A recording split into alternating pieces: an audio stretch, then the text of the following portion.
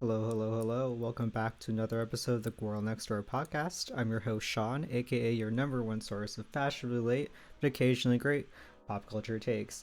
Today, my mental health is is declining, so naturally, the only thing that I want to do is another tier list. But combining it with my other mental health activity, which is just listening to a shit ton of Ariana Grande music. Anybody who knows me knows I am a massive Ariana Grande fan, despite also gatekeeping myself out of the fandom like every 5 minutes. Um, Before we get into the whole tier list, I have a couple things to say. One, if you're watching this on YouTube, I stream every single episode of this podcast on twitch.tv/Squirrel Next Door Podcast on Mondays, Thursdays, and sometimes Fridays at 9:30 p.m. Eastern Time. Second thing, next Wednesday on July 13th, I am going to be doing a charity stream for Pro Choice America. I don't know why I had to like remind myself what it was. We do have a. Ooh, I should put this in the title. We do have a donation command now. I know that we're technically not starting until like Wednesday, but I already have like the link up and uh, everything set up. So hopefully they're okay with me starting it early. But just because like I know I stream at kind of like a weird time normally anyway. It's like like 9:30 p.m. That's kind of a lot of people already kind of winding down, and on top of the fact my stream is like gonna be on like a Wednesday in the middle of the week. Um, I should probably mention if you want to skip all this stuff because it's the future time and this fundraiser's already come and gone. Um, Timestamps always in the description. Probably gonna put them in the comments as well. But yeah, so we're gonna be doing that next Wednesday. Have a lot of fun things planned. Hopefully, most of them pan out. Um, I'll probably do that one's gonna be like a longer stream than normal because normally I only stream 2.5 to 3 hours at most, but um, the stipulation was that I have to be streaming for a minimum of 5 hours, which is like obviously doable, but I'm not used to talking for that long. So we're gonna be having some things here and there in between to give myself some vocal rest. On top of the fact that I should be doing a better job at giving myself time for breaks. I'm really bad at doing that. I don't know why I am. I just kind of get, I get sidetracked, I guess. And I lose track of time.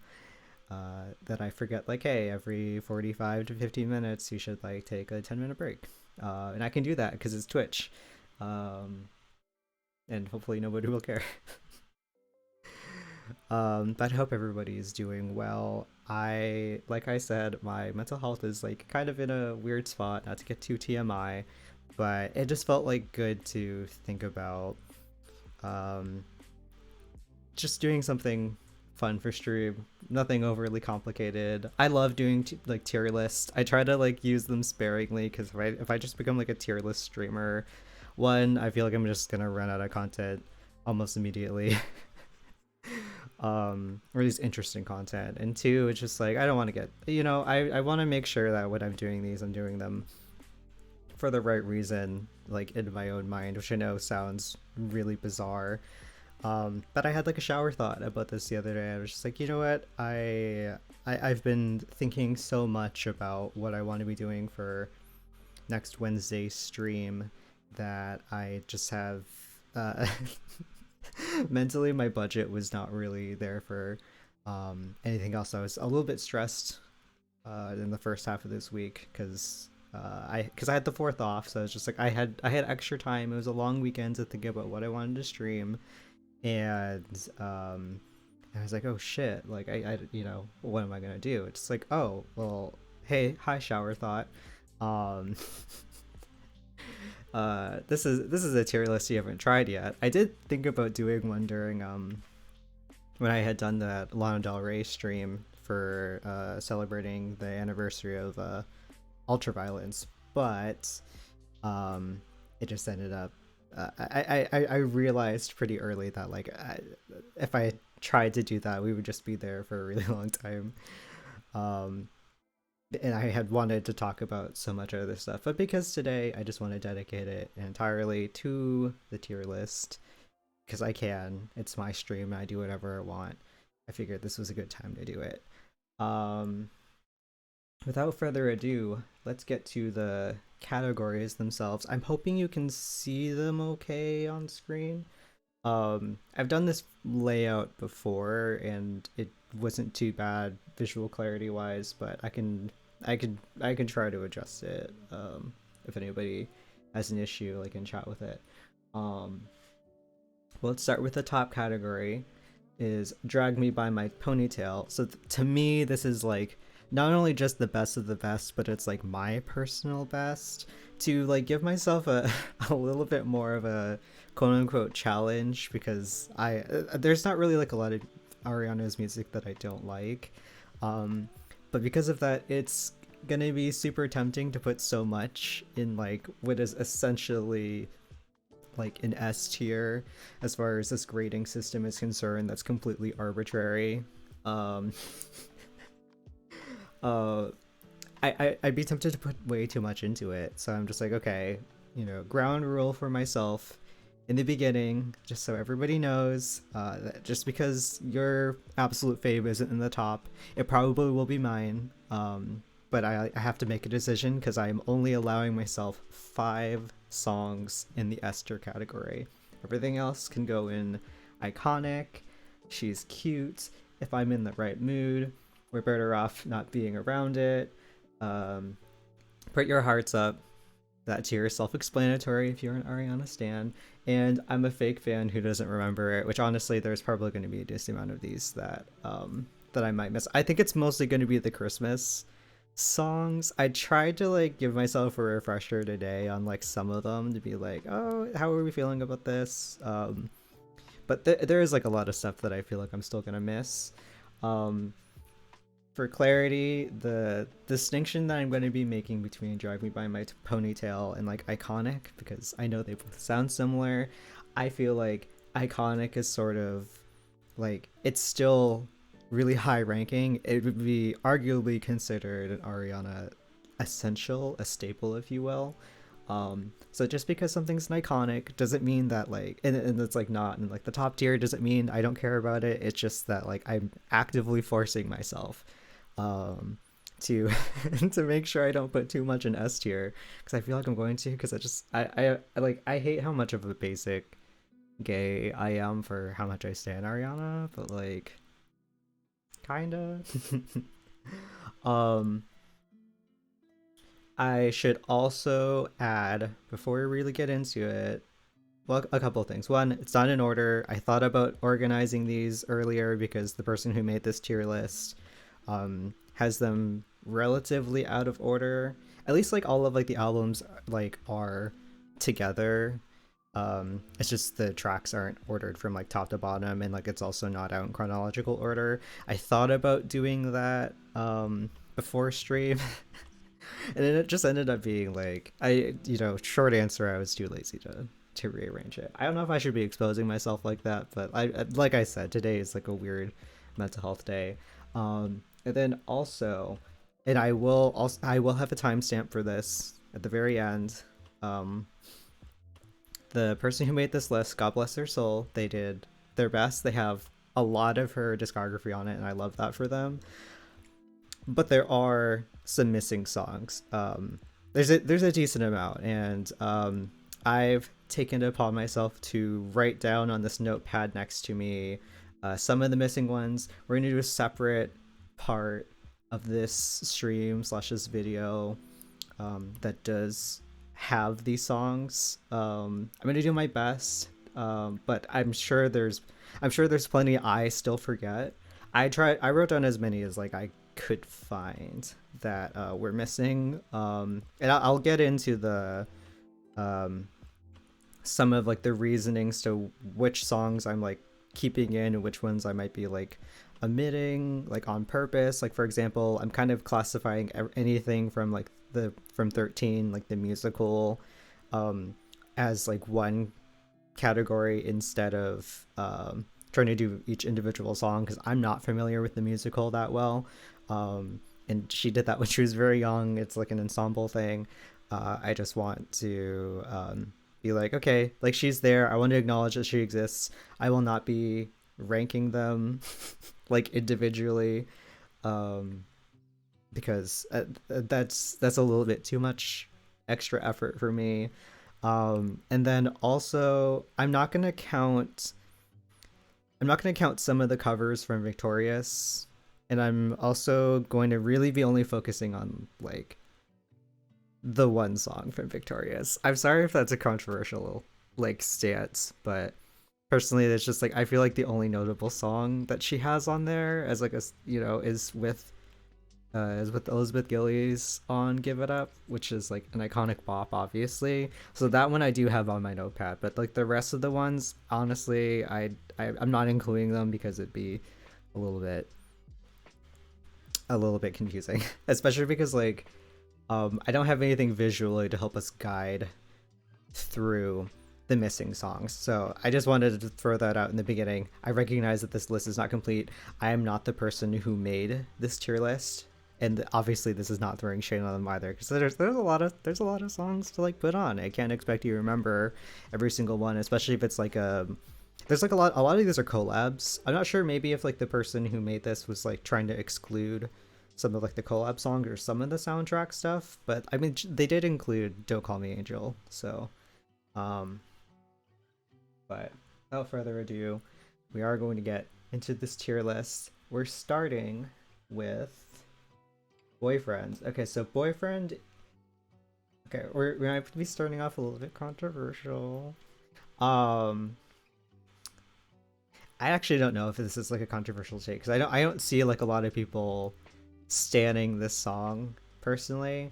Um, I feel like musically she has so much in common with Thank You Next, but it doesn't have the same kind of um it doesn't have the same kind of power to it in my opinion. Like doesn't have that like on top of the fact that like no shade to Social House. I really don't like the guy in the second verse. I completely am spacing out in his name right now. I'm so sorry. I'm already proving myself as a fake fan by not knowing his name, considering how much he's like worked on her other well, how much I mean both of them like have worked on her other stuff. Um but yeah, no. I don't know. I just like her verse is fine. The chorus could be catchier.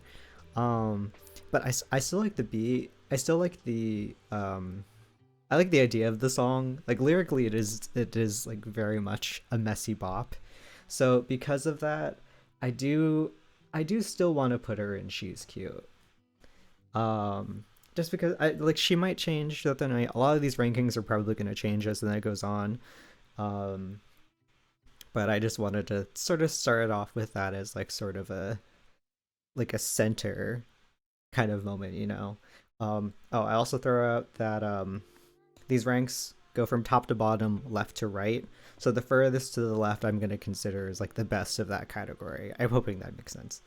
Um, so next we're going to go to the Christmas and Chill EP. So I'm gonna be honest, I really like this EP. I do listen to it like a lot during the holiday season, obviously, but there's still like a couple of solid songs that I can still listen to throughout the rest of the year.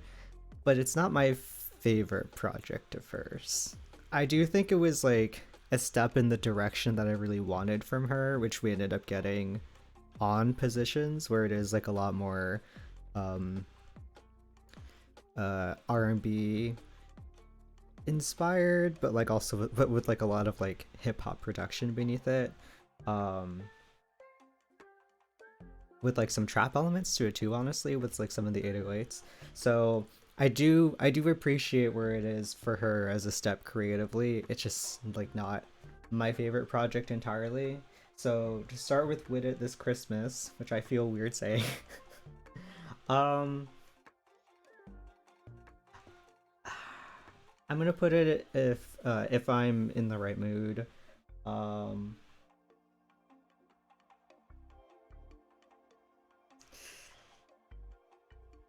December. Okay, I'm trying to remember what this. How does December go actually? Oh no, we're already starting with being stumped because I know all the other ones, but like which one? How does December go? I'm trying to remember. So I know like not just on Christmas. True Love is a song that I can listen to really at like any time of the year, and honestly, same with, ironically, same with Winter Things. Um, and like the intro is just, I feel like she just has really good intros in my opinion. I kind of wish she would do more tracks like that. I know some people think that they're like fillers um or that they could be like wasting time on a track list, but like, or taking up too much space, but I personally think they can be cute album openers. Um I will say I like Winter Things a lot. I think it's like a cute little, it has like kind of campfire like energy to it a bit. Um I like Night Not Just on Christmas quite a bit as well. I'm so sad that I'm not remembering December because I'm really hesitant to put it in the fake fan category because I do listen to this EP a lot, but I just can't remember what it sounds like.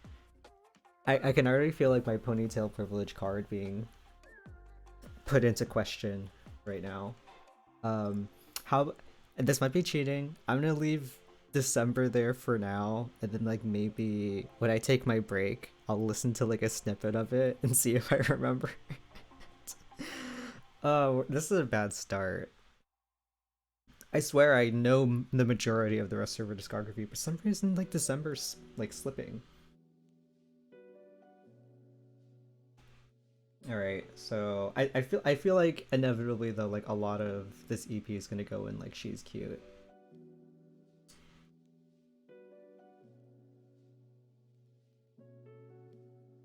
You know what? Because of this, maybe this. I'll have to I'll have to. I'll come back to it to see if Boyfriend deserves to be in that tier or not, or if it just goes if I'm in the right mood. Um, True Love. I think I remember True Love the least out of these. Besides December, apparently. I know I said that I listened to that like kind of like outside of like the holiday season, which like you would think would mean that I like it a lot, but I don't know. I don't know that I do.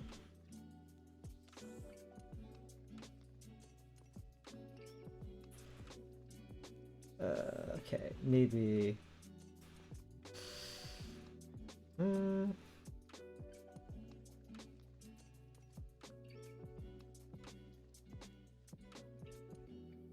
okay, I have to stop moving around. I'll come back to it like at the very end of like the ranking, but if I keep toying it with it right now, I'm gonna be driving myself a little bit insane. Um, okay, so a lot of the Christmas and Chill EP, not Christmas and Chill, sorry, now we're on Christmas Kisses. Um, I did listen to it yesterday, just sort of like refresh myself on it because I haven't listened to it since like I think maybe 2018. Um, I will say I think her Santa Baby cover with Elizabeth Gillies is very cute. Um,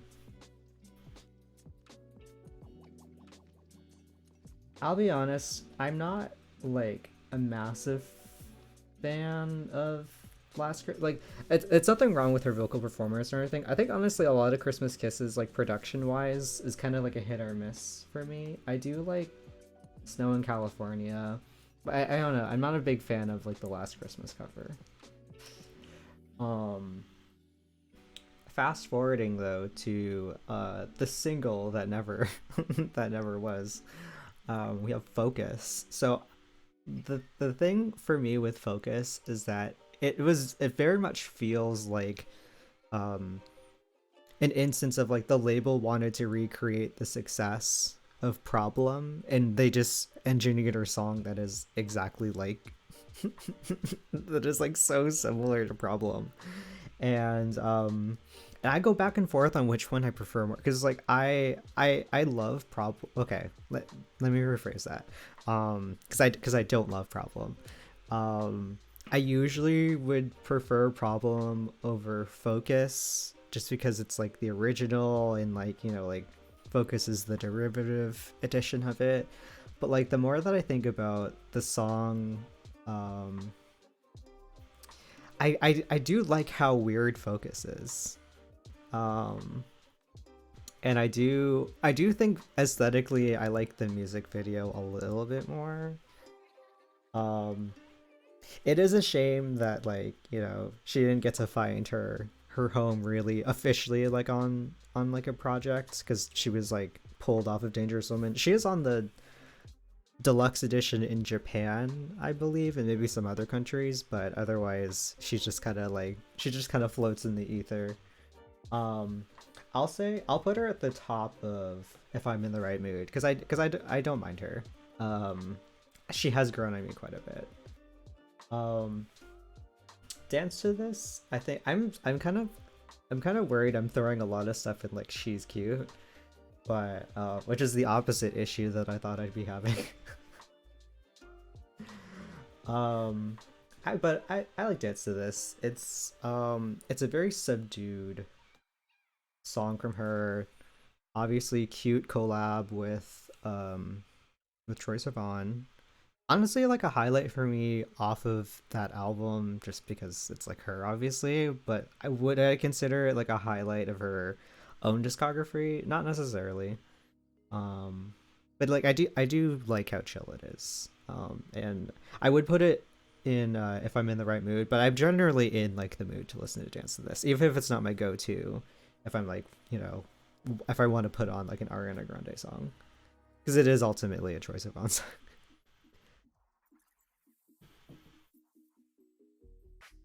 All right, so the funny thing for me is I always tell people that Dangerous Woman is my least favorite like LP era for Ariana. But like just looking at the songs right now, I can already tell how many I'm gonna be putting in iconic, and maybe one or two in Drive Me by My Ponytail. But like I have to be really careful about which ones I put in like top tier, um, because like because there's so many. I'm honestly tempted to just put like the ones in S tier that I want already, and then move everything from there. But I'll wait. I'll hold off on it. So Touch It. Okay. I think she's gonna be on the lower end of it ultimately, but I do think the bridge to Touch It is probably one of my favorite Ariana bridges. Period. I also love that this was featured in like a Final Fantasy game. Um, like whenever I tell people that she's like in a collab with like the Final Fantasy team on like this like mobile game, nobody ever believes me. But I think it's an iconic crossover, especially with her being featured in the game, and then she's like OP. Oh no, I just realized I just skipped over Don't Call Me Angel. Okay, I'll be honest, we're better off not being around her. I like Lana's part. Here's the thing. I like most of the parts individually, but I think ironically Ariana is like the weakest part. Well, her verse is the weakest part of the song, but I do love what she contributes to the bridge with like her doing like the high notes in like the background of like Lana's verse. She's just like singing her ass off all the way up in like her head voice, maybe like a little bit of whistle tone, but I can't always tell. Um, but I ultimately it's just like it's not my favorite. I want to like it, but I kind of just wish Lana was able to have her own song like on the I mean honestly like this is like the closest I feel like we're gonna get to her just straight up doing. I know this is like an Ariana video, but I'm not talking about like Lana Del Rey for a second. I feel like this is like her bridge is the closest we'll ever get to like Lana officially being in a Bond film, despite her music giving off like a lot of Bond girl energy. Um, like this is the closest spy movie we get her in, which makes me sad because then the movie wasn't on top of like the song not being great, like the movie is like not amazing. But okay, we're gonna move on further. We're gonna go back to I say move on, go back to. But we're gonna go back to Dangerous Woman. Knew Better slash Forever Boy. I know I said that Touch It is like one of her top bridges, but like I love the transition from New Better into Forever Boy. It's so good. So good. Thinking about you, um, she's cute. I don't mind her. Um, I will say she's not the best song in the Thinking About You canon of like all of the songs that exist with that same exact title. I feel like you can probably guess which one's like at my top. But Greedy, I have to be in the right mood for, to be honest. Like sometimes I like the show tunesy vibe it kind of has. I definitely can see that it was like part of like the same draft of Dangerous Woman that had focus on it. Because and by same draft I mean like when it was like, because I think it was supposed to be called, the album was like Moonlight, right? Was it Moonlight or Honeymoon? But I know she should. I think it was actually Honeymoon now that I think about it. But if an Arianator, I can't say words. If an Ariana stan wants to fact check me in the comments about what the name of the original version of this album was, feel fucking free to, bestie, because you're because you're right. You know, like I'm not gonna argue with you about it. Um. Okay, so Leave Me Lonely. Here's the thing, I have such a difficult relationship with the song now that Macy Gray's come out as like a turf. Like I feel bad putting that on the song itself because it's not her fault, like the song or Ariana's fault that like Macy Gray was gonna like in 2022, so like what, like 5 6 years later, was going to say some turfy shit. I don't know if she said anything like problematic beforehand, so maybe this wasn't surprising to some people, um like it's cringe. I don't want to put that all on the song. I want to try to, you know, rate the song um as objectively, quote unquote, even though it's an opinion, as possible. And Macy Gray doesn't even have like the biggest part on the song, so I can mostly ignore it. With that being said, I do think she belongs and she's cute. I'll put her over Santa Baby, I think, if it will let me. Because I do love how dramatic the song is. I think the trend you're gonna find with this tier list is like the more dramatic the song it is, like the better. Dangerous Woman, I have to be in the right mood for Dangerous Woman. I'm generally not, so it's kind of scraping the bottom of that tier. Um, I respect this song for being like uh way too long for like a lead single for by like traditional radio standards. But it's just, I don't know, it's in like the canon of songs like Earned It, where it's just like, I mean it really is just like it feels like a clone of Earned It, where it's such a slow burn, and for me it's just like, if you're not a ballad, I don't really like slower songs. If you're not a ballad or like a really sultry R&B song, I'm probably not going to be like a fan of it.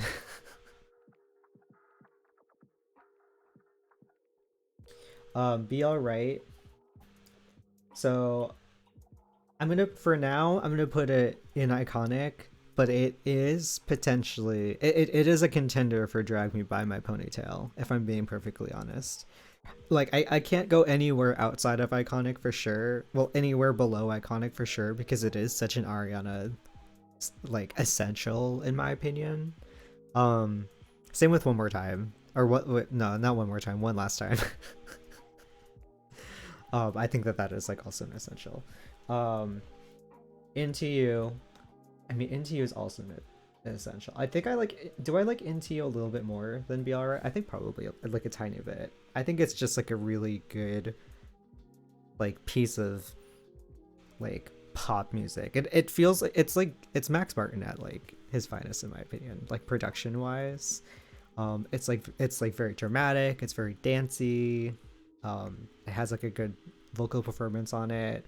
I like that she like dips into like her like lower growl in this song too. Like she's definitely gotten better since this song at like reaching for those low notes, because I know that in like live performances of this song during the album cycle she was struggling a little bit during the verses. She's gotten a lot better with it now, but I appreciate the effort, and like obviously on like the studio version there's like enough there's enough editing and processing over it to where like you don't really notice, or maybe it was just a really good take, you know, who knows. But yeah, I do think that like Into You is like a staple.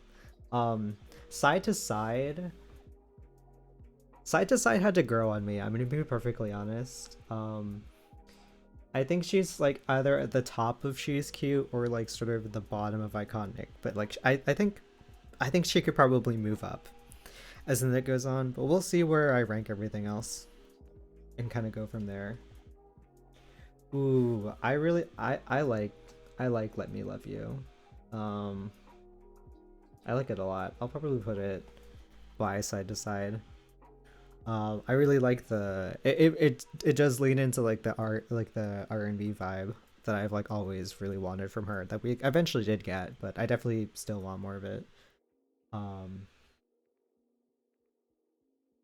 I am really tempted to put it in Iconic though. I don't know if that's like maybe a little bit of a bold statement.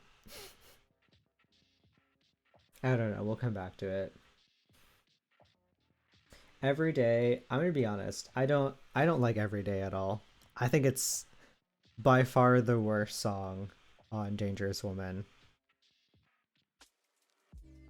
I don't really have much to say like outside of that. I think that the music video is kind of the music video is cute, and I do like the era that she was going with like the like her bangs and like the space buns. Like it is a cute look in the music video, but like the song itself, I cannot stand. Um, Even if I do think the pre-chorus sounds funny, because I know it's like I know the line is like, "You give me that good shit that makes me not quit," or not quit. But like it sounds like nut quick. Maybe that is actually the line. I don't know. Maybe we've been like fooled this entire time into thinking it's like not quit. But she was actually being very cheeky. I mean, who knows? This could also just be like, what was it, like a Yanny Laurel situation where like people were hearing two different words. It's like that, but like it's not in nut. I like Sometimes. I'm putting the reason I'm putting it in Iconic, and like maybe this is like kind of like unfair, but the reason I put it in Iconic is the mashup of it with Dilemma is so good. If you have not listened to like the Sometimes and Dilemma mashup, um do yourself a favor, like pause this video or exit this video entirely, I don't care, um and like listen to that mashup, because it is so good. It is my favorite Ariana Grande mashup that I know of at the moment. um I like the 80s remix of Into You as well though. But yeah, no, like 11 out of 10 mashup. I forgot who made it, but go listen to it if you had not already. um I don't care. She's a cute, she's a cute piano ballad moment. Um, I like the message behind it. I think "Shut Up" does, like off of Positions, does the message of the song a little bit better. Maybe I'll put it if I'm in the right mood. Because like I don't skip it when it comes on if I'm like listening to Dangerous Woman, but like it's um not my go-to, which is fine. But all right, so next we have Bad Decisions. Okay, so I have like very mixed feelings about Bad Decisions, because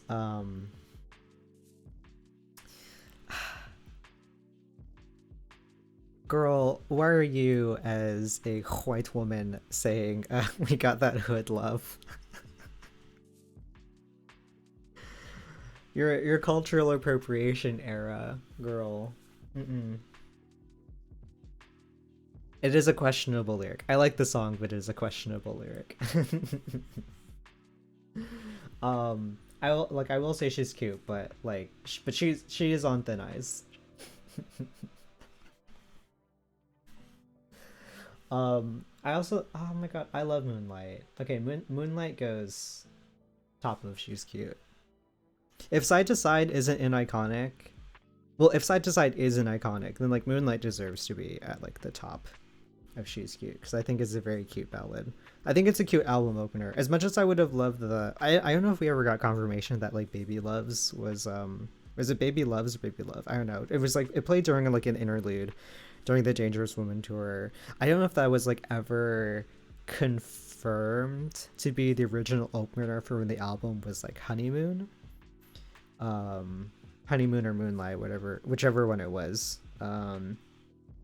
I would have loved that as like the album intro, but like otherwise Moonlight's still cute. Um the the opening keys on it remind me a lot of I'm trying to think of like what electric piano was like used on Sound and Color by Alabama Shakes. I don't know why I said that so weird. Alabama Shakes, Sound and Color, opening title track. It's not just like, does it like not kind of sound like that a bit? I don't mean that in a bad way. I love both songs, but Good as Hell. I have to be in the right mood for Good as Hell. Cause like, why wouldn't I just listen to like maybe I'll scoot it down. Like it's like why wouldn't I just listen to like the original version? Like I love Ariana obviously, and I love that Lizzo and Ariana collabed, but like I would have rather had like a new song entirely, like a new collab entirely, instead of like just tacking her on to like a song that's been out for had at that point had been out for like at least a year and a half. And wasn't even like on her most recent album. I don't know, to me it's just like it was the example of like, well, this song was like kind of, it blew up. Good as Hell blew up retroactively. I mean, like I think it was still popular when it came out, but like I think when I think when like her album blew up and she was like sort of thrown into like top 40, like not overnight obviously, but like but like for a lot of us it did feel that way. I think this song ended up like blowing. I mean, I don't know if okay, I might be spreading misinformation, but like it does feel like Good as Hell blowing up retroactively, mostly on TikTok, led to the executive decision to put Ariana on a remix instead of just giving her like a new song, because we didn't know when Lizzo's second album was going to come out, or not second album, but like whatever the follow-up to was it Cause I Love You. Let me double check what the name is.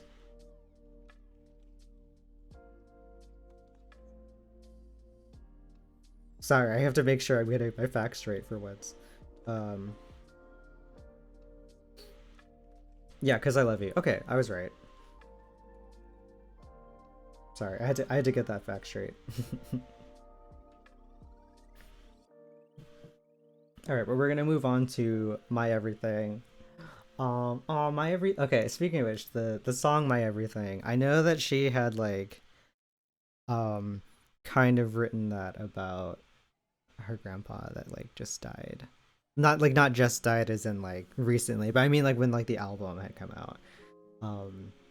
So it like kind of ended up turning into like a tribute. So that's oh, it is kind of sad. Losing your grandparent can always be kind of hard, especially since I know how close she is like with her family. I feel like because of that, it has to go an iconic. On top of the fact that it's like it's one of the OG collaborations where like she, Taylor Parks, and like Victoria Monet were on together. Same with Intro. I believe that wait, did Taylor Parks do Intro, or was she only on My Everything? Let me double check.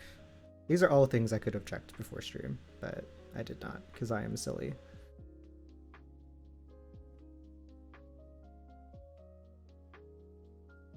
Okay, no, Taylor was my everything, but she wasn't on intro. Okay, got it. Well, this is her first collab with Taylor Parks, who I love. Amazing songwriter, amazing performer. Super unrelated. Okay, um, only one. Okay, so only one is the most I can most confidently put that in Drag Me by My Ponytail. That one is gonna stay there in that category. Nothing's gonna move it for me. Only one is like probably my favorite Ariana Grande song, and it's not even on the standard edition. um, I'm not sure if there are other places like to stream it. Maybe it's like a thing that's like will have to let me know if it's on Spotify or like any other streaming service. I have Apple Music, so because of that, I don't get this song. Same with Catalog Song. I the only reason why I have these two songs is because I had like the deluxe Target edition when it came out, like many years ago. At this point, oh my god, that makes me feel fucking old. Um, but yeah, that's how like I found out about it. I know this is still like a song that is revered in like the oh my god, I can't speak tonight. The Ariana Grande standum. I know it is revered work. So I know that this is it is a cold take for me to say that it belongs in S tier, but that is just how I feel. Bang Bang, we're better off not being around it. It was cute the first couple of times it played, but I'm not really um it's not really for me. And I know she feels the same way too, because like did she like retire it from her set list after like her label stopped pushing her to because it was just not fun for her to perform? I mean, granted, it's just like, you're one of three artists that are like taking over like a big song, and like you only have like one verse, and then like you sort of sing the chorus like a little bit, but it's hard to like, I don't know. I feel like it has to have been like awkward to perform on stage if you're only able to do your verse. I know sometimes she's like sung Jesse's verse. She's definitely rapped Nikki's verse before, but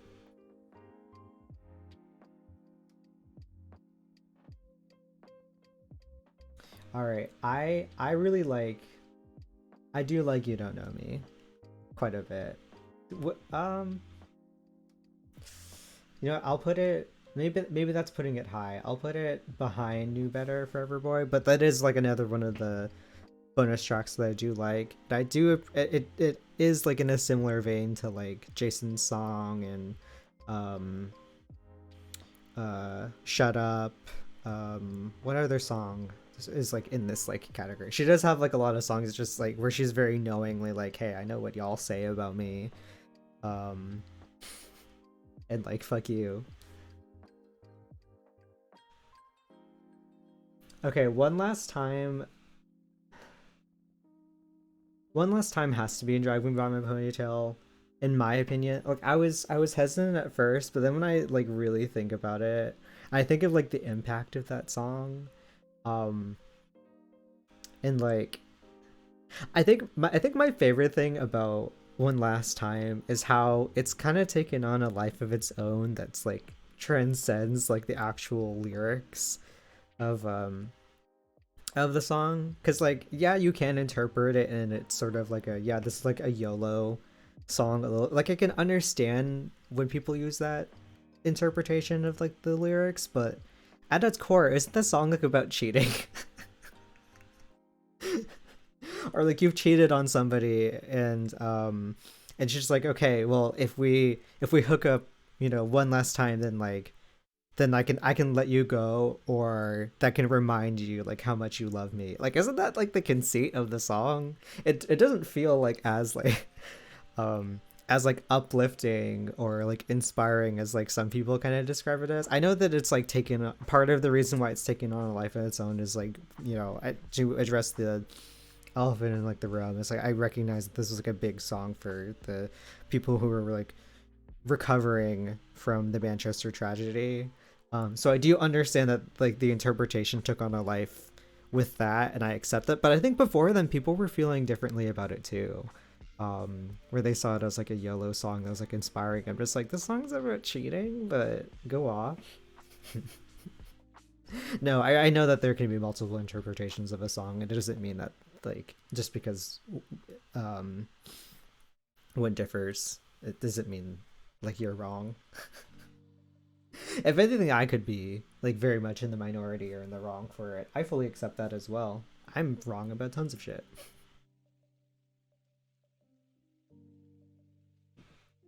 Okay, so I have a special relationship with Why I Try because I remember I think this was like maybe a week or two before the album came out. Um they had released a couple of teasers from the album for people to listen to. I think it was like four tracks. And I know Why Try was one of them. Another one was I believe was Best Mistake. I think Love Me Harder was also one. Um and I think the other one was Be My Baby. Um so those were like songs that were like sort of early screeners in a way.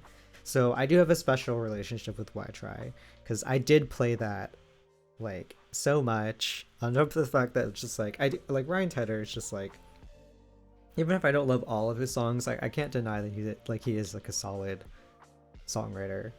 So I'll put her in She's Cute. I do like Why I Try a lot. It is a toxic song. And we love that for her.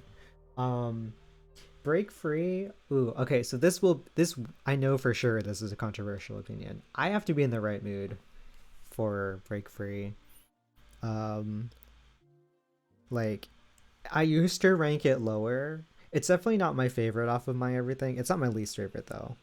We'll get to my least favorite in a second, but um my it has grown on me since then. I do love the music video. Um and I do think it's catchy.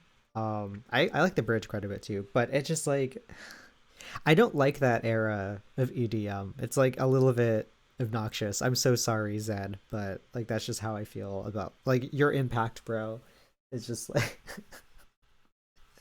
it's like when Skrillex came out, everybody was trying to sound like Skrillex. When Zed came out, everybody wanted to sound like Zed, and it's I know that that's par for the course for any sort of popular music trend, but like EDM is just such like a fickle genre in my opinion, and because of that, I don't know. I just can't. I struggle with it, and because of that, and because it's like the most heavily EDM trend song on my everything, it's not my favorite. Um, so I have to be in the right mood for. Honestly, ooh, so sorry. I know lots of people are gonna hate me for saying that, but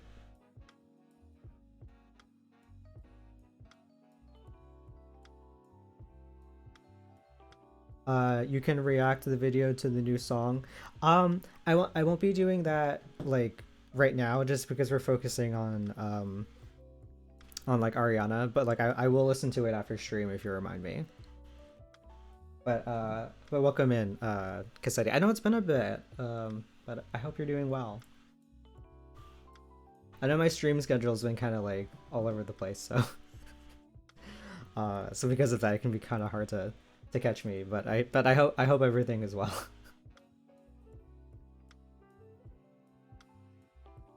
Okay, Best Mistake. I really like. I love Best Mistake. That it is like in my top five um off of my everything. Uh, I love the chilled vibe of it. I did like. Do I think that like Big Sean's verse on it is like a little bit corny? Like, yeah, but it fits the vibe, and it does have like a subtle drama to it. Because it's like part piano ballad, part like just Big Sean song. So I do like Best Mistake quite a bit. I think it's kind of in like the same musical canon to me as like Let Me Love You, but I do like it a little bit more than Let Me Love You.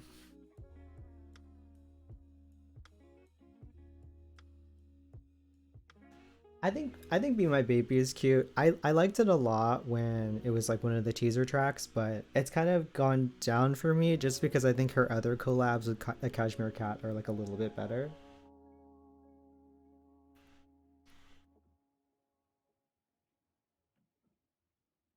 break your heart right back. Okay, so this is another one. This is like another song that has kind of ended up taking on a life of its own. Um, I know this song is like about like finding out that this guy that broke your heart is like gay and he like cheated on you with like with like his like friend. And and it's been kind of just accepted as like a very as like a gay anthem. And I just remember reading on like the Wikipedia article with people saying like it's just like a song of like LGBT solidarity, and it's been widely accepted as like a gay anthem, and it solidified her as like a gay icon. And I'm just like, has it? This like because the song kind of just feels. The song isn't like homophobic. It's definitely not homophobic. It is like very fun. Um, it's definitely very cheeky for what um other young artists who are doing like sort of teen centric pop were putting out at the time, because we were still we were still in the trenches when it came to teen pop stars being able to say gay and like talk about LGBT stuff. um so I don't know, I just think it's funny that it's like accepted as like a gay anthem when it's like about a girl getting cheated on by her boyfriend who like is secretly gay. um or more realistically bi. I think the song is explicitly saying gay though. I know she got like lots of questions about it after the fact. Be like, oh, who's it about? Like it's about like a girl who gets cheated on by a guy with like another guy. So like, who's the guy? It's just like, well, no, it's not directly based off of somebody.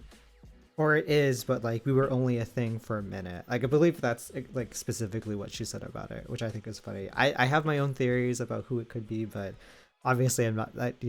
I feel like being gay like has sort of taught me to understand that it is annoying when like you try to guess like somebody, uh, like somebody's sexuality. If you're like, oh yeah, no, I totally got like limp wrist vibes from that guy. It's like, no, it's like annoying to kind of like I know we all quietly do it, or at least like I feel like most gay people probably do it like in their minds, but like if anybody like outwardly says it, like that's kind of seen as like bad or in like invalidating in some circumstances. um but that being said, I do think it's cute. It's not my favorite, so it's probably going to be in like the lower half of like she's cute, but I do think Childish Gambino's verse on it is very fun. Um, it's so weird for me to think about like the collabs that she had on My Everything, honestly. 'Cause she hasn't done that many features on an album since, I believe. Because when I compare it to like Dangerous Woman only has maybe 3 features on it, and My Everything has like Cashmere Cat, it has Big Sean, it has ASAP Ferg, it has Zed, even though he's not billed, it has Iggy Azalea, um, it has like Gambino. Did I already say Gambino? I don't know. I was like, shit, like that. And the Weekend, of course. I don't know how I could forget the Weekend. Oh my god, she had like so many people on that album. That was like very much just like a pop album that was like set up to be successful. And like, look, this is coming from somebody who doesn't really like albums that have a lot of features on them. It's personally not my cup of tea, but this album came at like a good time for me in my life to where I was still open to that kind of thing. I'm like a little bit more hesitant at that in 2022, but 2013, 2012 me, it was like all for like these large, big budget pop crossovers. Even though I think she was still considered like a rising artist at that time, which is really funny for me to think about, because like she's like on like a very popular show. She had a very well received first album that had like pretty successful singles off of it. It's just she wasn't considered like in like the she wasn't like Lady Gaga or Rihanna tier yet, but like she was getting there. She was growing.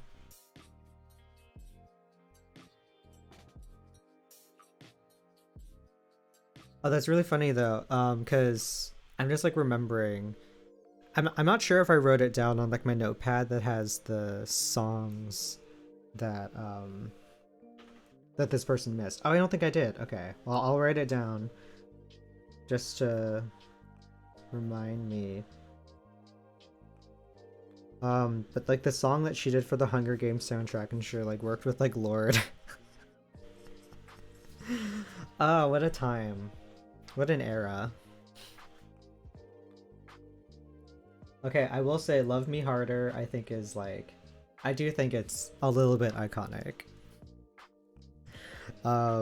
Like here's the thing. You don't understand how wild it was for me as like a massive weekend stan in like his like earlier days.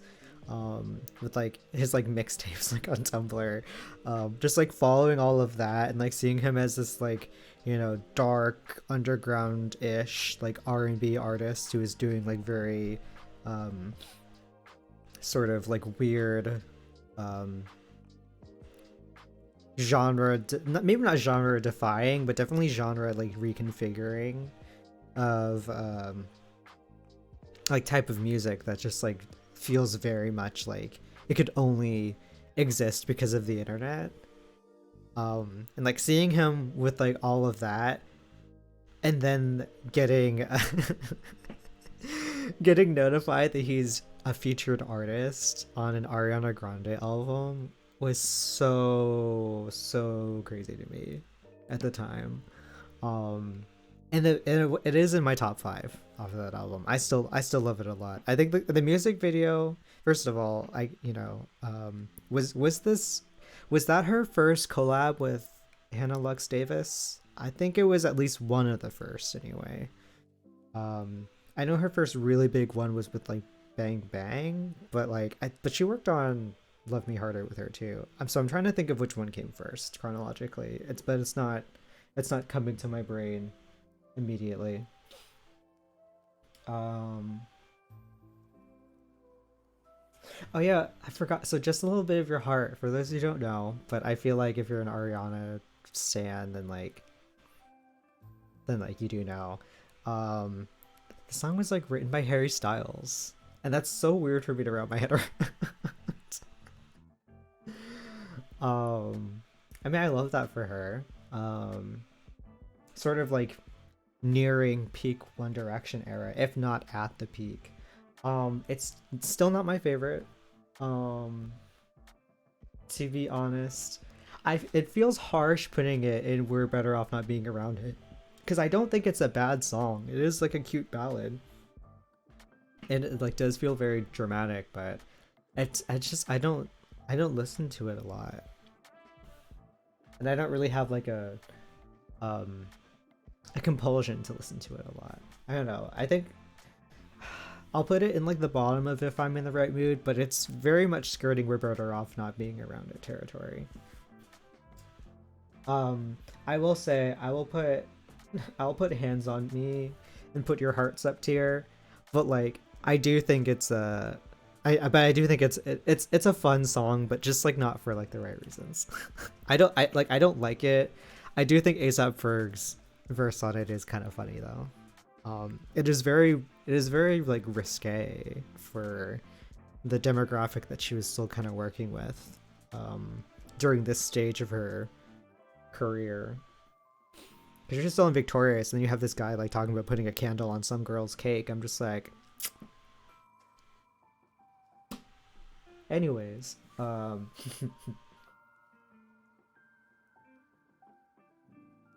And then I love the intro for to like My Everything. I think it's very cute. I'll put it just below Moonlight because it's obviously it's an intro song. It's not very long. I think a lot of like the intro songs I'm gonna like a lot, but because they're short, it's hard for me to class them really high. But I still feel like She's Cute is a good place to put them. And then Problem. I have to be in the right mood, but like I still have, like I said earlier, it's like I know why she doesn't like performing the song because it's very much like the verses just they don't seem fun to sing, and then like it's in that era of songs that have like an anti-chorus where it's just like you have this like build up and then it just like I know that's like a staple of like a lot of like pop music like in general, but like especially like EDM. But like I think at that time it was still kind of new for like a lot of big artists to do that. Um like to do like an anti-chorus thing. But obviously it was very common in like the EDM sort of community and just kind of dance music in general to do that kind of beat drop. It's just they might not always have lyrics accompanying it, and it might not be like a standard 3 minute 30-second pop song. Santa Tell Me is Santa Tell Me is iconic.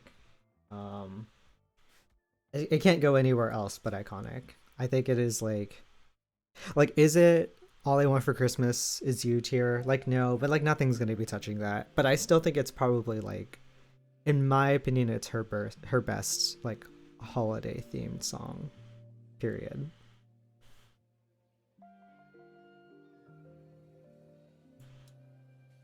Okay, so then Monopoly. Okay, maybe controversial opinion. I know a lot of people think the song's stupid, and I agree, but I still think it's a cute song. I think it's like a cute, fun little collab between like her and Victoria. And it was like it's a good April Fool's song. And it seems fun to like perform too. So, um, I think the music video is kind of funny too, as like sort of like a half tour diary kind of deal. Also, like bringing in Dante Colley with like his like video style with like his like I don't know how to describe it, so I'm just not gonna try to. Okay, but now we're gonna jump into positions, which like I know lots of people feel very polarized by positions. I personally think it's like it's it's it's probably my second or third favorite Ariana Grande album, which might be controversial, but that's okay. I recognize that it's not perfect, but oh, hang on. 1 second. I got a quick mute.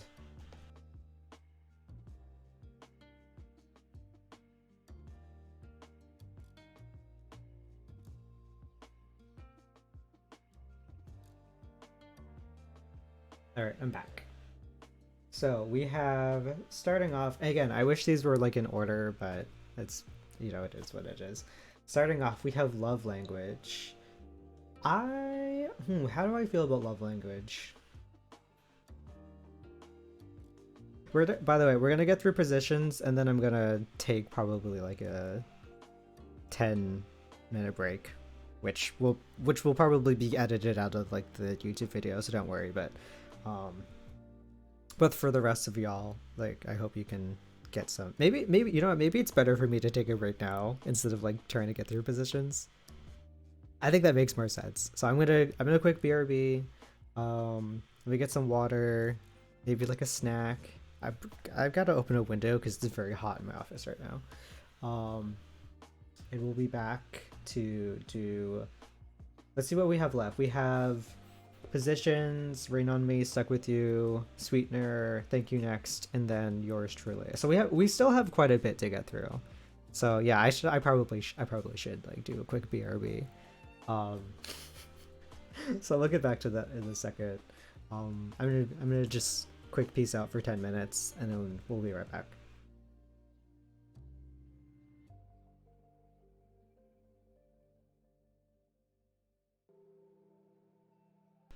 All right, I have returned. This time with snacks, but I will not eat them into the microphone. All right, let's continue with personally my favorite album. No, it's not my favorite. I think Thank You Next is still probably my favorite. But I digress. We'll get we'll get to it when we get to it. Oh, I during the break I did listen to December. Um she's cute. I don't have a problem. I figured she'd probably fall somewhere in there, but like she's cute. But yeah, I just wanted to finally get I can finally get that one out of the way, and we can keep moving onto the next albums. So I don't have to be reminded of like how much of a flop I am. Um, I like Love Language quite a bit. Um, I think melodically it's like very fun. It has like a very bouncy kind of like beat to it a bit. It's very light, which I feel like a lot of Positions is like very airy and very playful. So this song, makes sense. It also like leads into Positions, like the song, pretty well in my opinion. Um, which I should also add. I know lots of people maybe not be the biggest fan of it. I personally really like. I like the song Positions. I don't know that I'm bold enough to put it in Drag Me by My Ponytail, but she's up there. She's up there in my opinion. Obvious. Okay, I will say obvious. Here's the thing. I don't, for myself personally, I don't really think there are like any skips off of Positions. But I will say obvious is probably the closest to one for me. Um, I do like the sentiment of the song though. Like thematically, obvious is really cute, but I think I'll probably put it in. I have to be in the right mood for it. Um, POV is my favorite ballad of hers. I'm very tempted to put it in Drag Me by My Ponytail because I just remember the first time I heard it, and I'm just kind of like, oh, like what is like the what's the POV, and then she's just like, um, I want to God, what's like the line? I say how much I love the song, and then like I'm like blanking like what it is, but I'd love to see me from your point of view, and just like her mind. um, so that is like my favorite song off of Positions, hands down, next to like the actual song Positions. Um, oh, okay. So I was wondering if this was including the bonus tracks, which it does. Okay. So Someone Like You is I mean it's very much like an interlude song, so like it's fine, but I listen to a lot on its own? No. I kind of just let it play. So I'll put it here, I think. Yeah. Test Drive is a banger. I love Test Drive. That is like my favorite um of the bonus tracks. Although I do think it's a pretty close tie with like Worst Behavior. I think Worst Behavior has like a cute kind of swagger to it. I know that's like probably really cringe for me to say that, but I can't think of like another word to describe it. So because of that, I'm gonna put Test Drive and Worst Behavior together. I do like those songs quite a bit. Um okay, the 3435 remix, I'm not gonna lie, I don't like it. It's not for me. I love all the artists individually, but like 3435 is like already kind of like a song that I can only kind of take in a short burst. That like adding length to it by like featuring rap verses on it is just like, it's, I don't know, it's, I don't love it. On top of the fact that I think I really only like Doja's verse. I don't know if I'm a big fan of Meg's, and that's hard for me to say because I hardcore fuck with Meg the Stallion.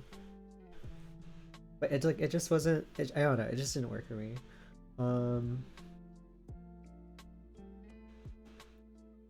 I think Main Thing is kind of in a similar vein to like Someone Like You as like a deluxe track. So I'll probably keep it kind of there. 3435, I know this song like annoys you. I mean, I know for sure it like annoys Justin. If he's in here, I know this song annoys you, but I personally like 3435. Do I love it? No, but I do think it's fun. I think the video is really fun too. I mean, I like the sad part about my relationship with like the remix is that like I I think the music video for the remix is a lot of fun just because I think I just love seeing Ariana, Doja, and like Meg hang out, and like all of their looks are so cute in that video. The concept behind it of them just like sort of hanging out in like a hotel and like getting room service and having like a slumber party is just like very, I think it's very cute. But ooh, Motive. Okay, so here's the thing. I love Motive. It is like in my top 5 off of positions, but I will say that I wish the bass in the song hit a little bit harder because it does keep it from feeling like a very full, like kind of like housey beat to it. I don't know how else to describe it. Um, it's still cute. I still love the song a lot. I just wish it could like if the production was just like I could tell that this was their like the and like it's so crazy too because like the producer's like in my opinion is like really talented. It's like really good, but you can tell that this is like his first beat that's like in this vein. Um, and I'm glad she challenged him to like do that, or at least I'm going off of like the interviews alone. I could be actually wrong, but like I think when she was talking with like Zach Sang about it, she said that like, hey, I know you haven't done this type of beat before, but I want something that kind of feels like, you know, you're at a roller rink. Like, can you do something like that? And like I think he did understand the assignment. I think maybe like if like the bass hit like a little bit harder in it, which maybe that could just be like a mixing thing. Maybe it's like not even on the production side, it's just like a mix situation, which like I can agree with like the criticism that like Positions has like a little bit of like a problem when it comes to the consistency of like the audio mixing. I fully accept that criticism because it does make it feel um it makes it feel different from the rest of her discography, which has like a lot more sheen on it overall. But we're not here for my review of Positions because you already know I like it. Ooh, Just Like Magic. Okay, so Just Like Magic is like an example of like I like the song, but like the beat is like could be like executed a little bit better. But like I do think it's a fun song. Actually no, she can go back and she's cute because like I do think like the um middle finger to my thumb and then I snap it is like cute. On top of the fact that it also has like a little ya in it. Um, we love it. We love it. An Ariana ya. Okay, off the table. Hang on, excuse me. I'm gonna mute because I'm gonna sneeze.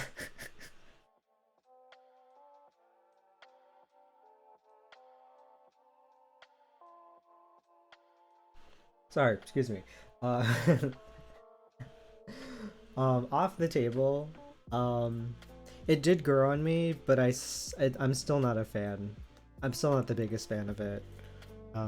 It's definitely not my favorite collaboration between um, Ariana and The Weeknd. Even if I do love that it soft confirms that like The Hills was about Ariana, or at least like in my mind it does. 6:30, I love 6:30. 6:30 is so good.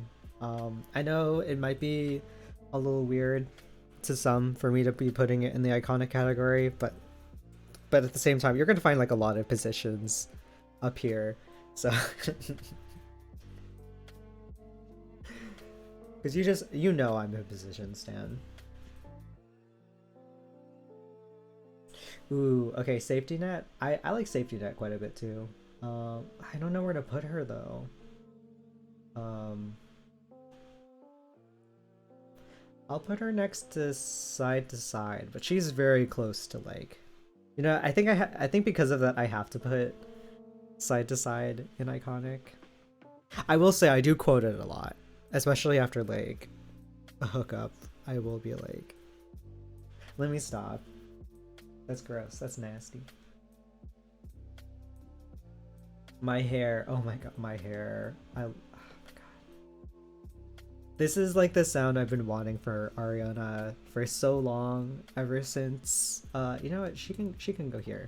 Ever since like Yours Truly, which gave us like so much 90s R&B vibes. I was just like, please come back to this vibe on like a new album. Please, please, please. And then My Hair showed up and she delivered.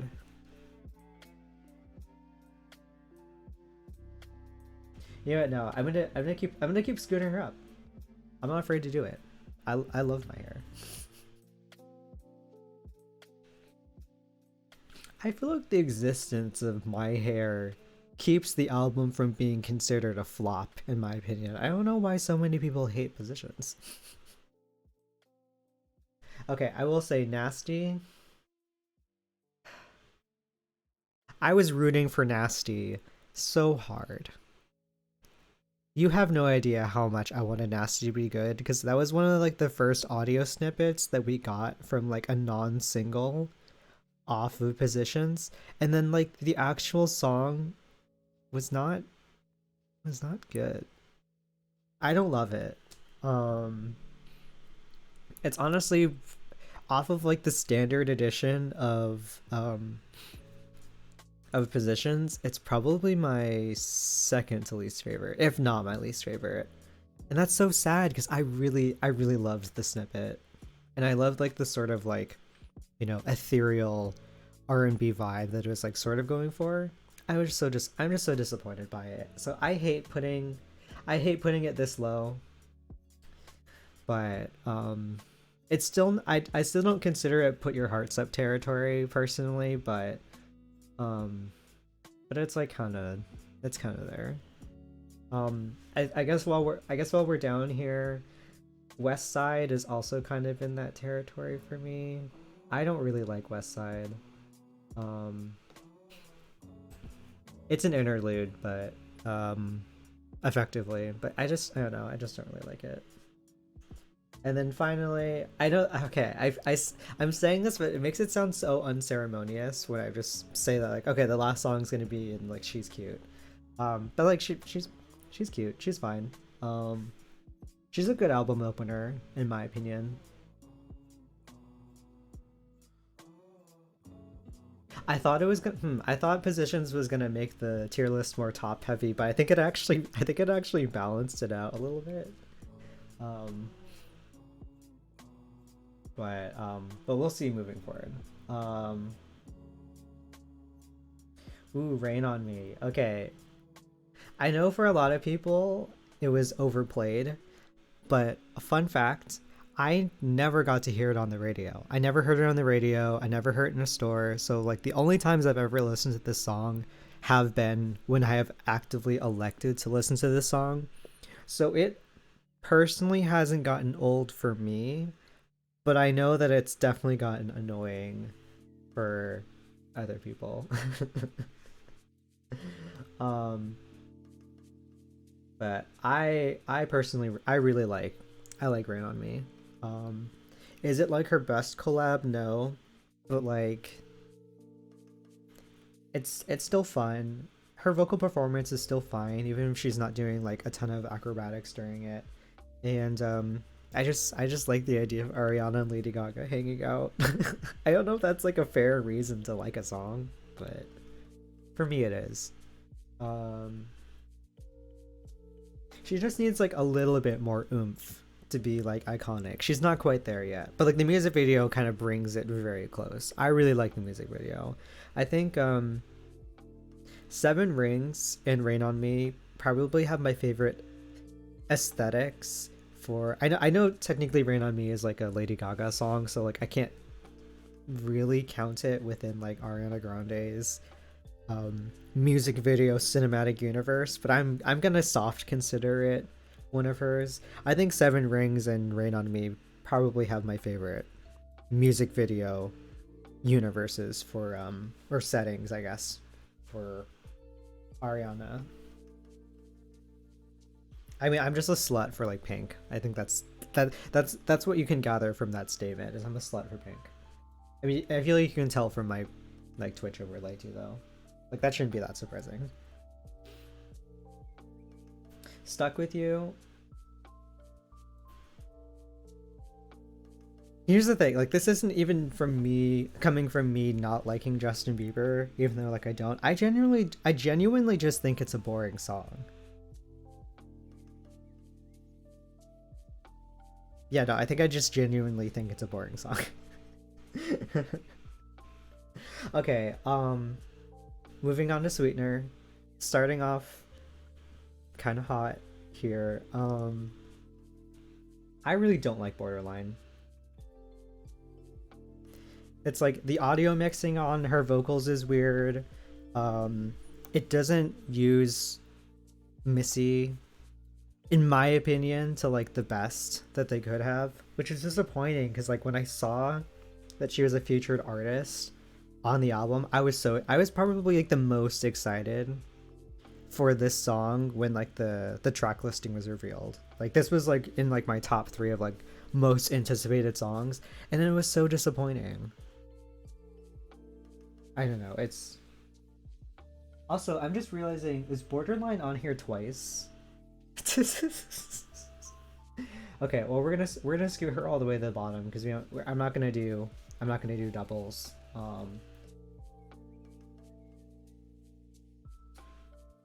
Ooh, Better Off. I like Better Off. She's short, but like she's very like, I mean, it's the closest to like a really emotional ballad that we get on the album, besides maybe I don't even know that I'd consider Get Well Soon like a ballad or like a heart-wrenching ballad. But like Better Off is just like, it's like she's short, but she packs a punch. Good Night and Go. I really like Good Night and Go. I think like the beat drop on it is like a little bit obnoxious, but like I love how she interpolates like the Imogen Heap song, and like I know how much of an Imogen stan she is, and I do respect that for her. So, and I think ultimately lyrically it is very cute. It is a cute song. Um, I do go back and like listen to it. That's the only reason why I'm not gonna put it in if I'm in the right mood, because I do listen to it more. um, Pete Davidson. That just hurts as a song now. I feel like I know things are like in the past for everybody, and everybody's I'm assuming is like doing much better. I mean he's with Kim Kardashian, so like he's fine, but yeah, no, that song is just like hurts. I did like it when it came out because I thought it was like kind of like a cute little like did it have a little bit of throwaway quality to it, like a little bit, but it's like a nice spacer between like Good Night and Go and in the closing track. So like I understand why it's there pacing wise. It's just kind of like, yeah. Get Well Soon I think is like, I think Get Well Soon's on the lower end of iconic. It's not my favorite off of Sweetener like musically, but lyrically I think it's probably one of um her most honest songs. It's obviously it's like about like the anxiety and PTSD that she was like facing, one as a result of like Manchester, but like two, just like all of like the press follow up with it and just kind of the anxieties of being not only a celebrity but just kind of being a person. And just like that song feels like very very real because of that, and because of that that's hard for me to like not put it in iconic.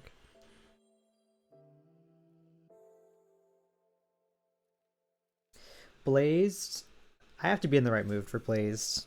I don't hate it as much as other people do, but I really have to be in the right mood for it. Um, The Light Is Coming. I think I'm probably one of the only people that actually likes The Light Is Coming.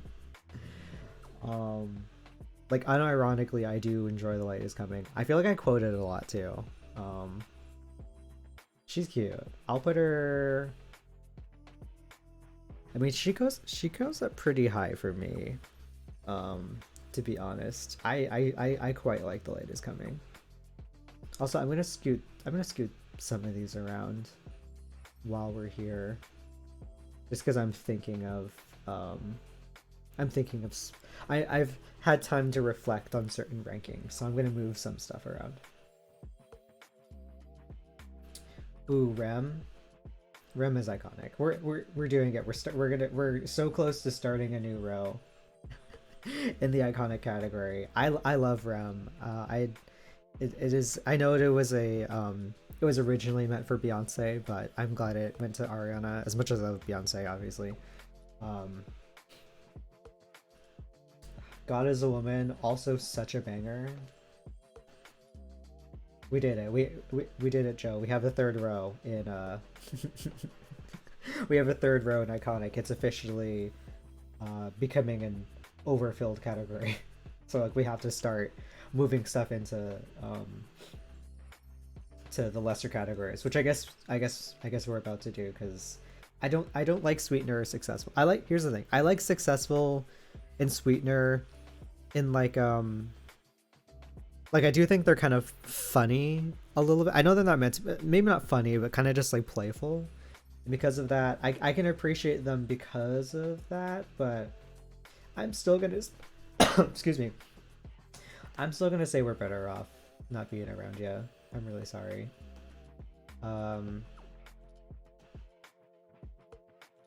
They're just, oh god. Yeah, no. I appreciate how weird they are. I will say that. I love how experimental Sweetener as an album was. It just means that it does have like a lot of misses for me. So, ooh, Every Time. I like Every Time. I think it's like it's a solid pop song, I think. We'll put it in here, question mark.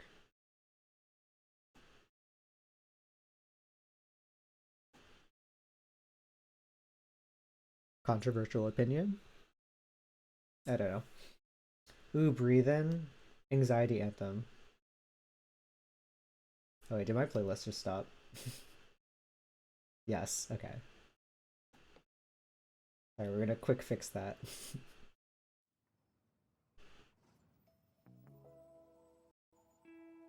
Okay, there we go.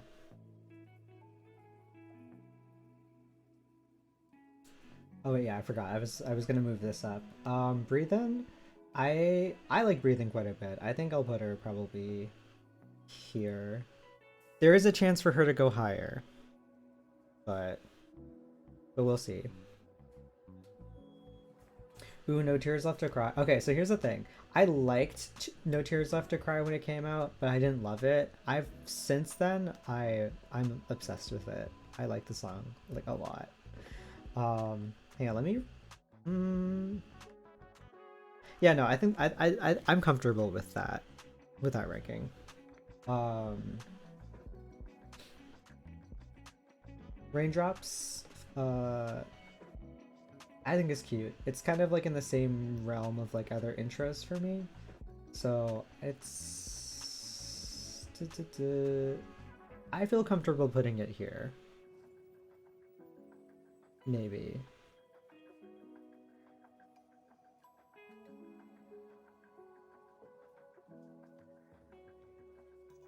There we go. All right, now we're moving on to Thank You Next, which is personally my favorite.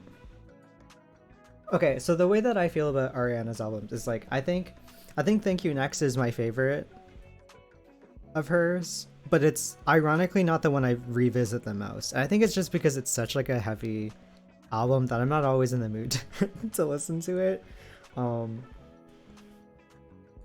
so I think the Ariana album I revisit the most would probably be Positions, and then after that it would probably be Yours Truly. If not a couple songs off of My Everything. And by a couple songs, I mean mostly just Only One and Catalog Song. Cadillac Song. I don't know why I'm saying Cadillac. Cadillac Song, come on. Alright, well, for the title track, I love the title track for Thank You Next. Yeah, okay. I have to start moving stuff to Drive Me By My Ponytail. I'm gonna put that there. Thank You Next is gonna sit by Into You. And then Into You might go to Drive Me By My Ponytail by the end of the night. I'm rooting for her, but we'll see. Break up with your boyfriend. Sorry, girlfriend. I don't know how I mixed that up. I'm bored. I like this song a lot. Um,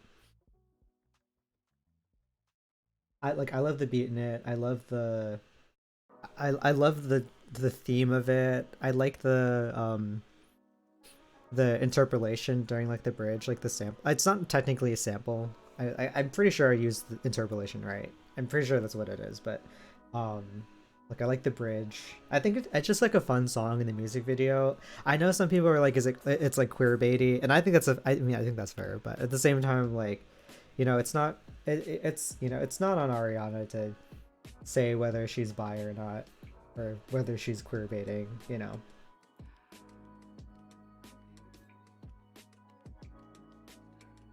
All right, Needy. So Needy was like another one of the was another one of the teasers for the album next to Nasty, and I'm glad Needy pulled through because Nasty did not. Um Wait, no, these were oh my god, I just had a complete brain fart. Okay, let me rephrase that, okay? Um I recognize that Needy and Nasty were off of separate records, but they were teased in similar ways. That's what I mean to say. Um, yeah, Needy pulled through, did what Nasty would not be able to do the next year, essentially. Which is like, you know what? That's fine. Pave your own lane, girl. I see you. But, I love Needy. My only criticism is I wish it was longer.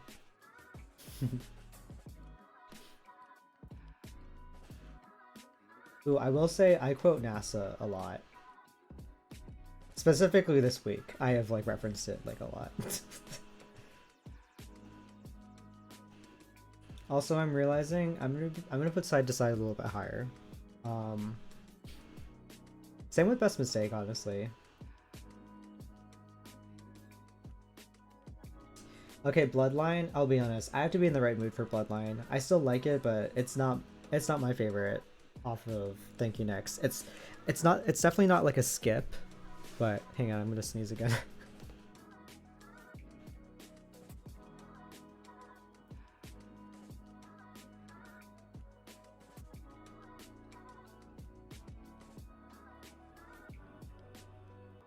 Oh my god, excuse me. Okay. Please be the last sneeze of the night. I swear to God. I feel like my nose has just been super scratchy tonight.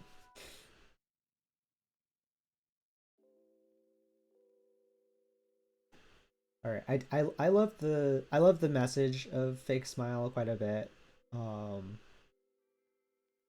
and I love the beat too, honestly. And I'm gonna pull Positions up though, because I still really like Positions. Bad Idea. We love a mess. We love a messy anthem. Um, and like I love the if anyone's seen the choreo from the Sweetener World Tour uh for Bad Idea, so good, so good.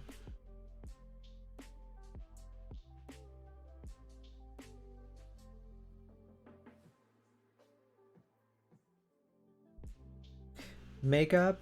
Okay, I was a little disappointed in Makeup. I really like that song, but it is effectively an interlude, but like not in like a good way. It kind of just feels like half done. Is that mean to say? It feels a little bit half done. Um, so because of that, I'm gonna put it in. We're better off not being around it. I'm really sorry. I like the song, but we are better off. um, okay, Ghostin'. I'm gonna be honest. It's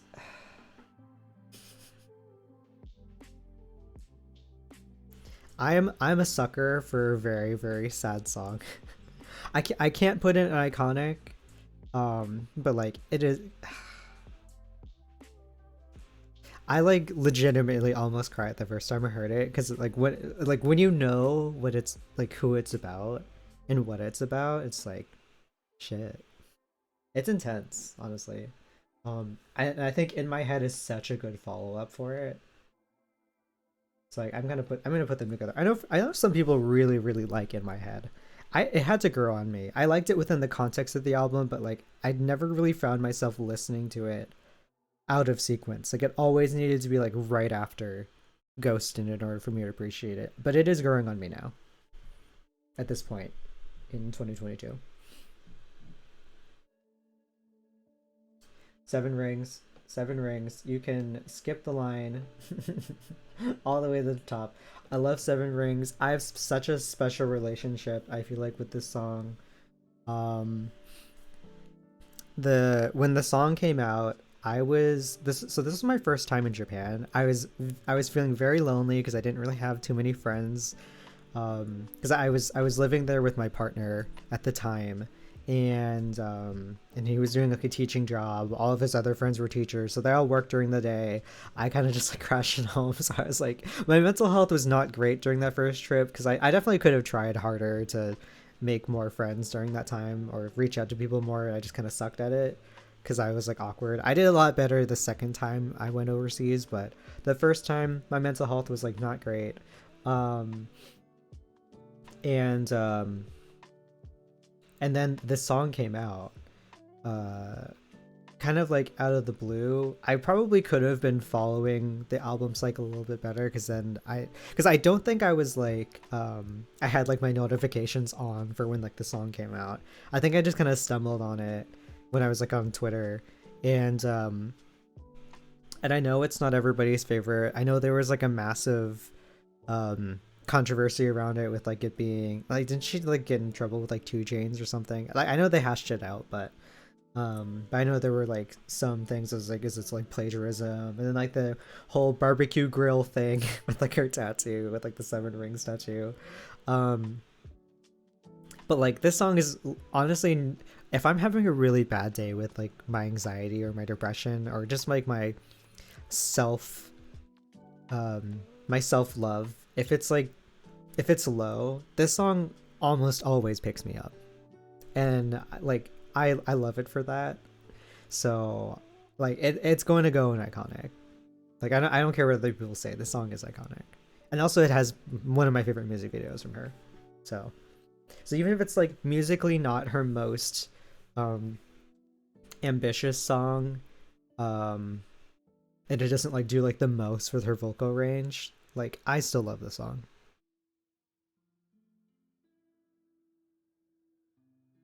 And then Imagine. I love Imagine. Um you can go here. Like sometimes like the hi-hats are like a little bit annoying on it, but I love the balladry behind it. I think it's honestly probably my favorite album opener. I think because of that I should probably put that higher, huh?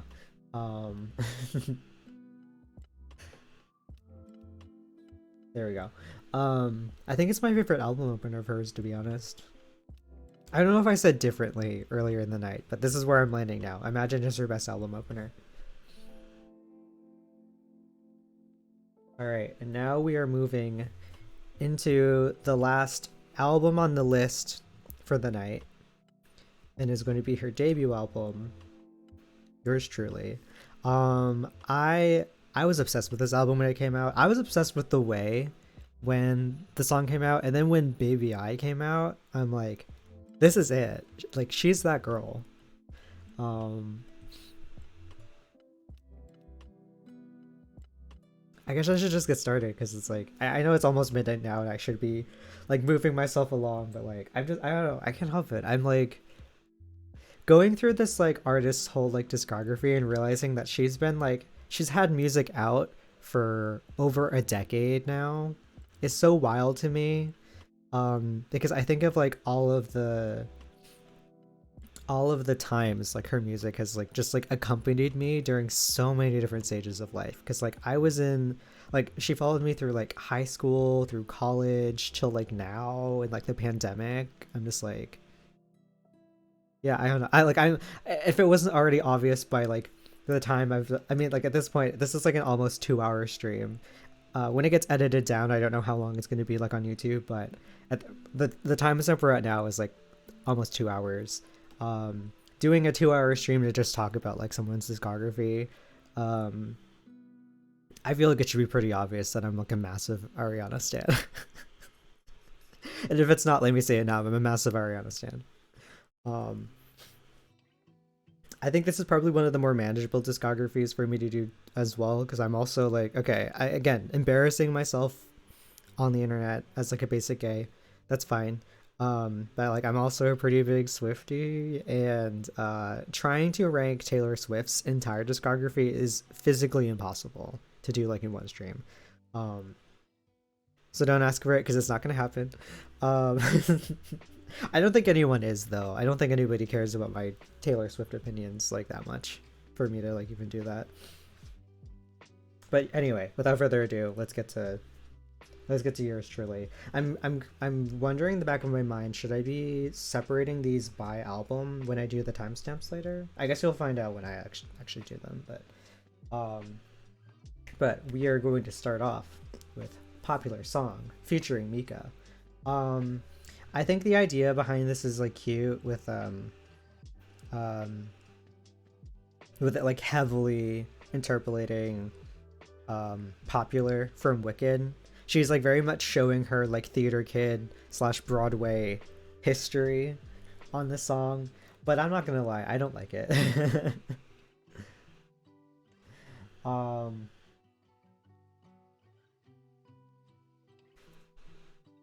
I'm really sorry, but like I do not like it.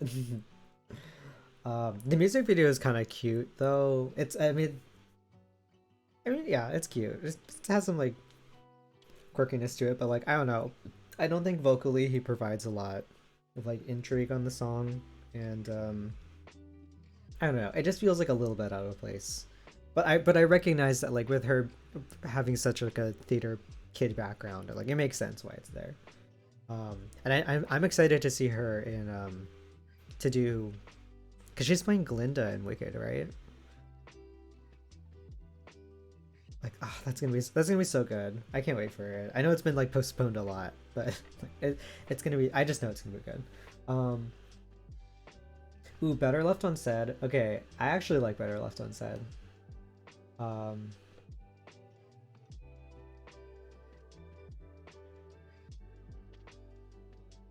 ooh, is she actually gonna go kind of high? I think so. That's that might be kind of cringe, but I don't care. Whatever. um. Okay, so Baby I. If Baby I isn't in Drive Me by My Ponytail by the end of the night, it's at the very least at the top of Iconic. That is my favorite song off of Yours Truly, I think. Like without question, the music video is so fun. It's such like a 90s vibe. The song in general feels like super like, I mean, she's like very much like in her Mariah bag, I feel like.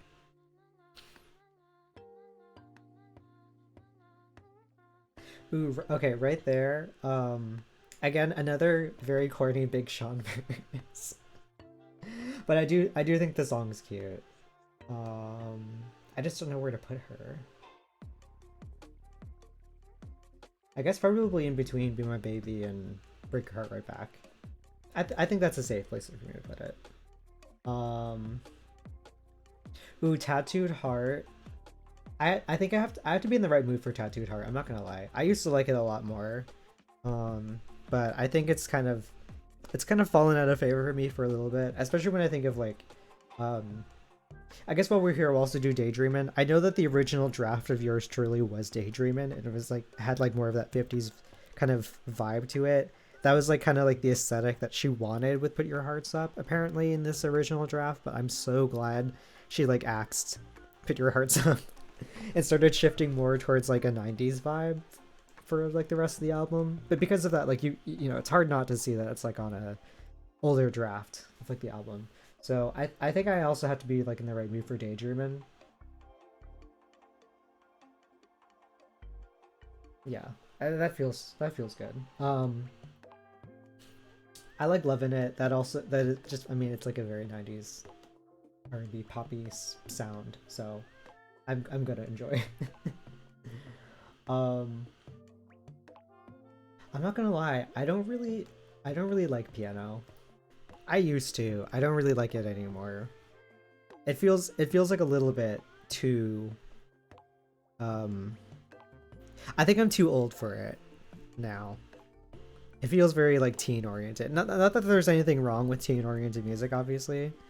Um, I mean, because like I grew up as like a teenager listening to like her music. Her music was like geared towards me at the time, like you know. So I'm definitely not one to judge. But it just means that there's some songs that I've kind of like feel like I've outgrown, and this just happens to be one of them.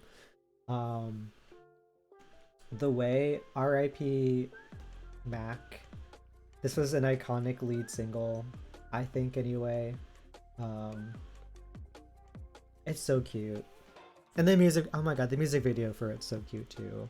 It's hard to watch it now because like after everything. That's so sad, like what happened.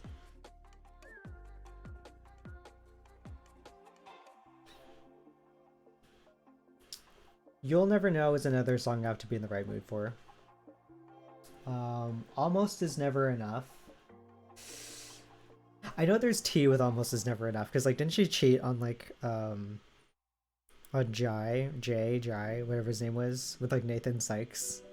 And it was like after they met recording the song. I could be spreading misinformation. Like I please Ariana's legal team don't come after me for that. I'm just putting two and two together when I think of like the timeline and when I was this was a time when I was still following that kind of drama. I've since chilled out a little bit with it, but like for legal reasons, please don't come at me, Ariana's legal team.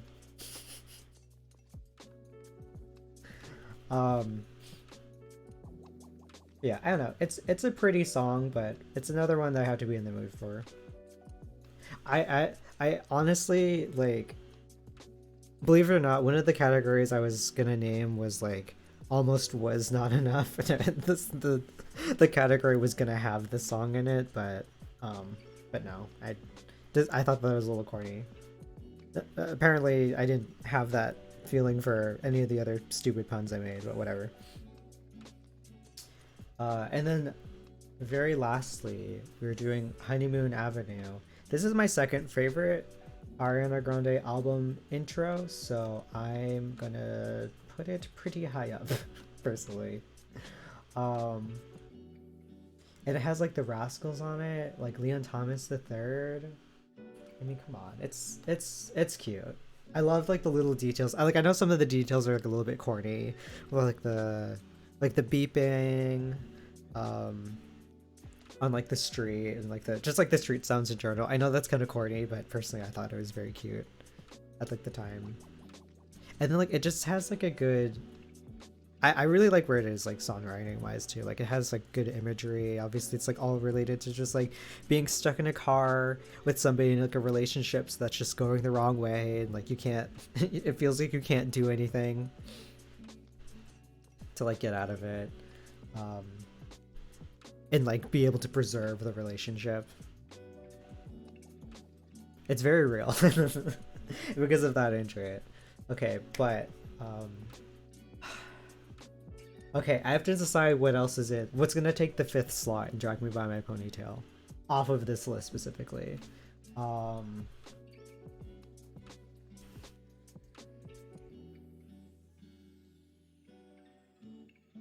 Yeah, I think it's gonna have to be Into You. And then Baby I is at the very top of iconic.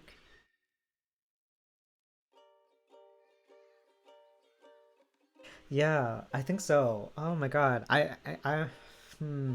I'm really scared at this ranking, but I think that's where I kind of have to leave that. um, well, that's our tier list um, for all of the songs that are on this tier list. I guess transitioning into the songs that are missing. Um, from this tier list, which again, I don't blame this person for not having every single song on here. It's a long discography, and I don't know if they had like different ruling conventions on which features were going to be allowed to be on this tier list or not, or even if they had any rules for it. I'm not going to badger the creator on it. Obviously, this was the most comprehensive tier list on TierMaker I could find, but I do on my notepad have some other songs that I think are worth mentioning. And as we read down them, I'm going to say which category I want them in. Um, so I know I just put my fifth one in Drive Me By My Ponytail, aka S tier. There are probably going to be some that I move like onto there kind of in spirit, but for the sake of like the tier list, this is the final ranking of everything. But so we have Cadillac. So, oh my god, I have not been able to say Cadillac right this entire evening, and I don't know why. Cadillac Song. It is a bonus track on the Target edition of My Everything, like the deluxe edition from Target specifically. I know there's like another way you can get it because there was like a limited single release that had Cadillac Song, and I mispronounced it again. I think it was like was it the Love Me Harder remix EP had it on it? I'll have to double check later, but I'll put Cadillac Song in Drive Me By My Ponytail. Too Close is iconic. Put Your Hearts Up belongs in her own tier. Put Your Hearts Up tier.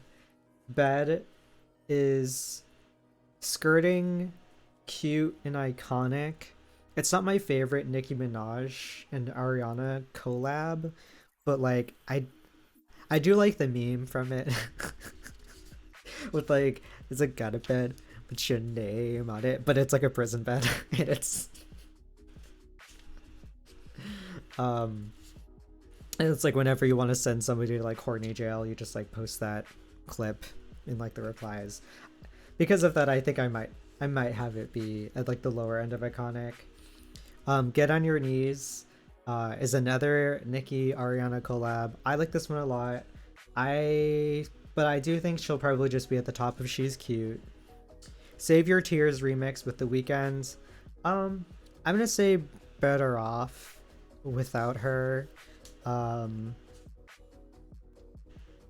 Yeah, like I still, you know, I still like what she provides to the track, obviously, but like she just kind of feels a little. She kind of just feels tacked onto it. I don't know. I don't love that remix. It's not my favorite of theirs. Like collabs together. I mean, I guess they only have like three. um, A Hand for Mrs. Claus. So the I'm a fake fan who doesn't remember it tier is like pretty empty um in the current tier list, but I'm gonna put that, I'm gonna put it there. I think that's probably where it's gonna go because I can't tell you how that goes. I'm gonna, excuse me, I'm gonna say the song that she has with Megan Trainor and Who Is Fancy, I think it's called Boys Like You. That is a that is like another song that I don't know how it goes. um was Jason, wait, did I put Jason's song on here or did I not? I think I referenced it, but I don't think it's like actually on this list, but I guess I'll say where it goes. Jason's song I think is cute. Steppin' Up I think is upper cute. Give It Up from Victorious is Drag Me By My Ponytail. It is the best song from Victorious, I'm sorry to say. I know that there's like a lot of bangers on that soundtrack, but Give It Up is still the best one, and I'm still waiting on them to like re-record it in 2022 for like an official version. Anything from 13, I don't know her. But I felt like I have to reference it. Met Him Last Night, that's like the song that she had with Demi Lovato. um she's, I have to be in the right mood for her, I think, but I think it's like the lower end of if I'm in the right mood. um Not a Feminist Song, that's the one that she did with SNL. um eh I'll put it in. Honest, I'm so sorry. I love the message behind the song. I think that the idea is really funny. I think the sketch is fun, but like as a song in its own, I think Put Your Hearts Up tier. Her monologue song though of like what will my scandal be, that has like a little bit of like a show tunes fare to it, I do think is very cute. So she'll be in. She's cute. All My Love. That's like the song she did for like the Hunger Games Mockingjay Part 1 soundtrack. Iconic soundtrack curated by Lord. Um, I think this song was actually co-written by Mo. I know that's not how it's technically pronounced, but I feel like if I say Moo or whatever, it might be kind of confusing. But she's like the one, it's the singer that did Lean On and in Cold Water with Justin Bieber. But I mean, she has other stuff too. I really like her whole album, but well, her own stuff. But that's beside the point. All My Love is. I have to be in the right mood for it. I like that the collab exists with like everybody, and I like that she's like on the Hunger Games soundtrack. Um, but the song itself doesn't really do too much for me. But I don't hate it. Um, so Adore and Quit. Those are the other Cashmere Cat collabs. I think I like Quit more than Adore. Um, I'll put Quit in iconic. Actually, I like maybe that's kind of extreme for me to say, but I feel comfortable putting it there. It, like maybe at the lower end, but like I like the vibe of it. It's like very spacey, very like airy. And I like the songwriting on it too. Adore is cute. I think that's technically their first official collab. I know that they did. I remember when it was debuted the first time at like a live set. I thought it was like so cool. Um, but like in 2022, I feel like she has better collaborations with Cashmere Cat. So you know she's just cute. Um, okay, so the next few songs, How I Look on You, Got Her Own, and Bad to You, those are the songs from the Charlie's Angels soundtrack. Bad to You, I think, is fine. She's cute. I think like the production in Nicki's verse, like when like the bass comes in, I'm not gonna lie, it kind of sounds like a fart to me. So it's not my favorite. And it's also so weird to think that like Dua Lipa was like originally supposed to be on this song. Um, but look, it gets Normani in the studio. It gets like Normani and Ariana and Nicki to hang out. So I like the song. She's cute. Um, How I Look on You. I think that was like was it technically a scrapped song from Sweetener? I don't know. I have to be in the right mood for How I Look on You. Got Her Own, I think is cute, but I also have to be in the right mood for it. Um, yeah. Um, so her version of Beauty and the Beast. I'm sorry, we're better off without it. I really didn't need. We don't need another Beauty and the Beast like remake. We don't need like any more live action remakes of Disney stuff in general. Um, my favorite part, the song she did with Mac Miller. I think it's very cute. It's not my favorite, but if I'm in the right mood for it, I do like the vibe of like that album, Divine Feminine. Just because it's like a very smooth album. So if I'm in like the mood to chill, like I do think I like the song. And like the music video is kind of cute too. It's sad that that's kind of like one of the last times we really see them together as like a couple, but um well, not sad because like I want them to be together or something, because like obviously I don't. I know they had their own personal stuff they needed to work out, and he had to deal with his own personal demons, and I think it's fully valid for her to want to remove herself from that situation. It's unfortunate that he wasn't able to come out of like the other side of things in a better. I don't want to talk about it too much because I'm gonna get sad because because like I do consider myself like a decent Mac Miller fan. So when I heard about it, I was very heartbroken. Anyway, moving on. Heat Stroke, the song she has with Calvin Harris. I was really surprised that Heat Stroke wasn't featured on this list. Like that's the song she has like Calvin Harris and like Pharrell. I think this is the first time she's really linking up with like Pharrell, like in the studio. So we got Sweetener after that. I'm thinking timeline wise, that's how that happened, but I could be wrong. So don't quote me on it. I like Heatstroke. I'm putting her at the top of She's Cute. Like in my mind, I want to put her in iconic, but I know she's not quite there yet. Rule the World, that's the song that she had with like 2 Chainz. After the whole the 7 Rings thing had to be squashed. Oh, you know what? I just remembered. Like, so the thing with like with 7 Rings, I forgot to say it was Soldier Boy that was singing the chorus. Sounded too similar to it, not 2 Chainz. 2 Chainz was called out Ariana because of like the cover art and like the aesthetic of like the cover art was like really similar to like one of his like album covers, and then the music video kind of followed through with that, so we called her out on it and they talked it over. It seems like things are good. But that song's okay. I have to be in the right mood for it. I like her chorus on it, and I like the kind of throwbacky vibe production wise, but like as far as his own, I mean it's his song, you know, and I can kind of just take it or leave it. I'm not a giant 2 Chainz fan. Ooh, Time. So that's the song she had with Childish Gambino. It's an uncredited vocal feature. It's fine. I don't really have any feelings about it either, because it's just like she doesn't really contribute that much to it. So at least from what I remember. I also just didn't like that album. I don't know if I'm gonna get heat for if I'm gonna get heat for saying that. I really did not like that album. I thought it was like a little bit pretentious. Which is rich coming from me.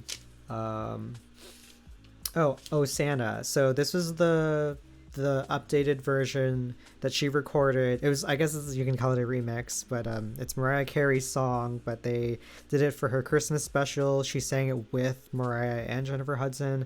It is iconic. I love them like harmonizing the whistle tones like in the bridge. It's the collaboration we've wanted like forever, after all of like the, you know, rumors and talks of like saying that like Mariah secretly hates Ariana, or that she's like intimidated by her career, that she's like preying on like her downfall or some shit, which is like, you know, I can't confirm or deny whether any of that happened at any single point in her career, but it seems like things are fine. Fine now. I don't think Ariana has ever stopped having respect for Mariah, so like it's maybe it's like one of those situations where it's like, because there's plenty of artists that like, if like Frank Ocean said that my music was dog shit, I would still say thank you, because it would mean that Frank Ocean listened to my music and paid attention to me. So like I can't be mad at it, right? So Just Look Up. So that's the song from Don't Look Up that she did with Kid Cudi. I hate that song. I'm sorry. You know, she's going into Put Your Hearts Up tier. And then fuck, I know she had a song with Kelly Clarkson. That was like another Christmas song. She's cute. Kind of cute slash skirting, I have to be in the right mood for it territory. That's kind of just how holiday songs kind of just go. I'm sure there are plenty of other songs that I've missed, but that is all that I have on my notepad. With that, that's every song that I want to cover out of Ariana's discography. We're gonna do one last sweep through the categories very slowly, just so y'all can get a impression of where I rank everything, if you actually care about that kind of thing. So like in case you just want to skip to like the end of the video and just see what I ranked, then like here it is. There you go. I don't think anybody cares that much about it, but like I act like I'm gonna get a ton of hate comments about it like down the road for my shit takes, but honestly, I don't think anybody's like gonna care. um, these are all just silly little opinions, and I don't know. I had a lot of fun doing this. I have so much love for Ariana and her music. I can't wait for whatever she does next. I know she's kind of just been focusing on stuff outside of, solo music, but at least to the public eye, I know that there are like rumors that have like been discussing that she's already back in the studio. There's something I think I read somewhere that there have been a couple songs that have already been registered. So maybe we're getting something soon, maybe not. Maybe we're getting her Wicked stuff first. I don't know. I'm not like a Rem beauty girl, so I haven't really been paying attention to like her makeup slash cosmetics brand, but I wish that the best as well, obviously.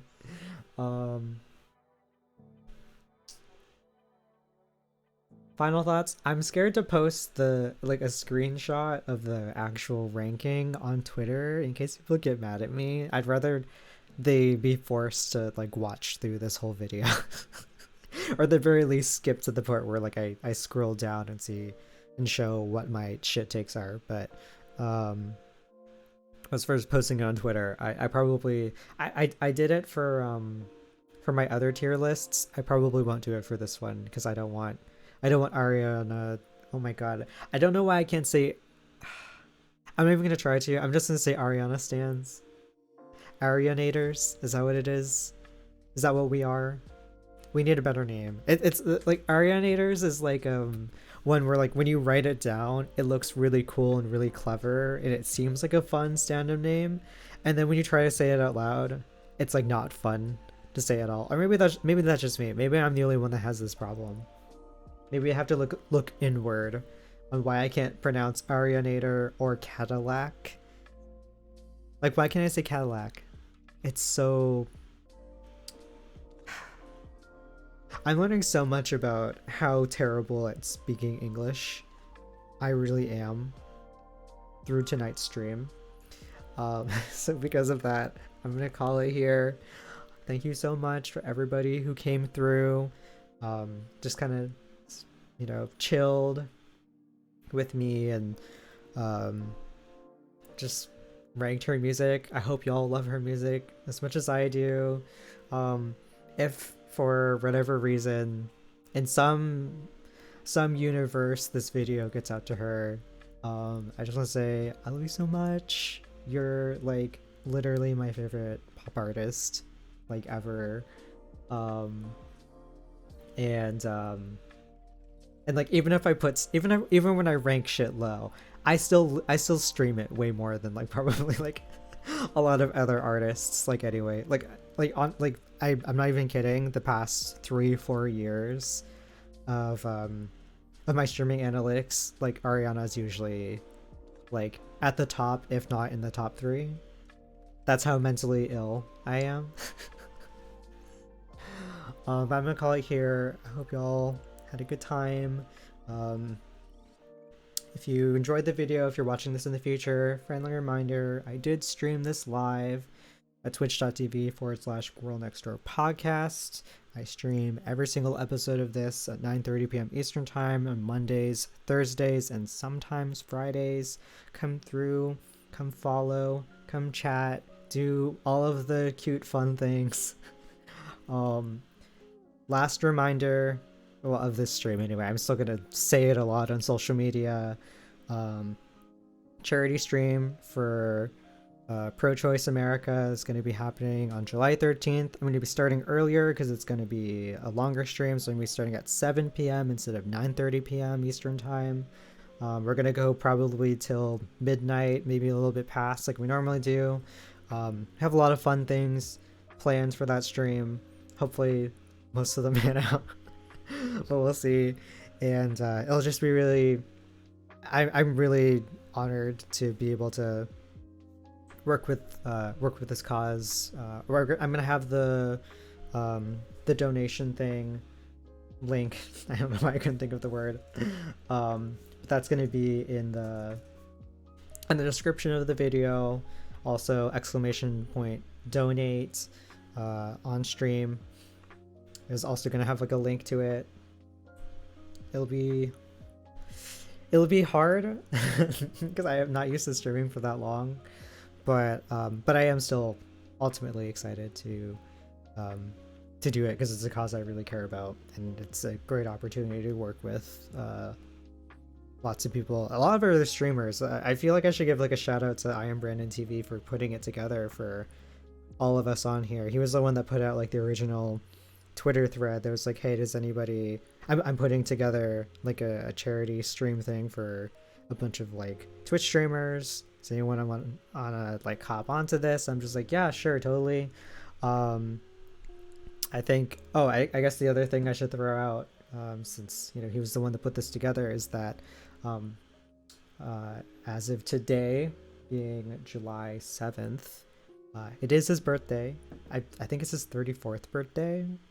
So if you follow him like on any socials, like, I hope y'all wished him a happy birthday. Send birthday love for me. I mean, I think by the time this goes up, his birthday will already be past, but I try to get these uploaded as quickly as possible, but sometimes things take a little bit longer. I know the last VOD, I had a hard time exporting the VOD for some reason. It was so annoying, but totally unrelated. I gotta go because it is very late. But thank you everybody for watching. Hope you stay safe and make smart choices, and I'll catch y'all next time. Bye.